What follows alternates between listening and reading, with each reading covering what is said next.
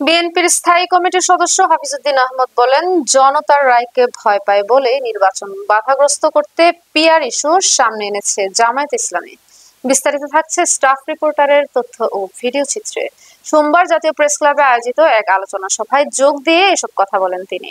হাফিজউদ্দীন বলেন, জামায়াতের এই দেশে এখন বলতে চায় পিআর সিস্টেম ছাড়া নির্বাচন হতে দেব না। আর এটা অদ্ভুত কথা, এদেশের মানুষের কথার কোনো মূল্য নেই। জনগণের কি রায় হবে না? একই অনুষ্ঠানে বিএনপির ভাইস চেয়ারম্যান শামসুজ্জামান দুদু বলেন, আবারও নির্বাচন বানচালের ষড়যন্ত্র শুরু করেছে স্বাধীনতা বিরোধীরা। তিনি আরো বলেন, বাংলাদেশ এখন যুগ সন্ধিক্ষণে। কেউ কেউ প্রচার করছেন, আবার কেউ কেউ ওয়াদা করছেন তারা ক্ষমতায় গেলে নাকি এই করবেন।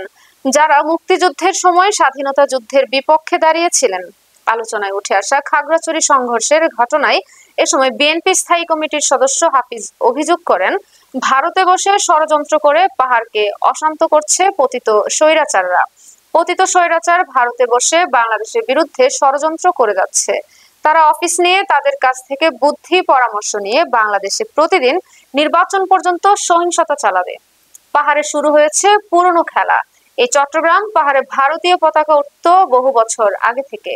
কেবলমাত্র শহীদ প্রেসিডেন্ট জিয়াউর রহমান তিনি সেখানে বাঙালিদের পাহাড়ে পুনর্বাসন করে জনসংখ্যার মধ্যে একটি সমতা এনেছিলেন। তার জন্য তারা এখন ভারতের পক্ষ স্বাধীনতা ঘোষণা করতে পারছে না।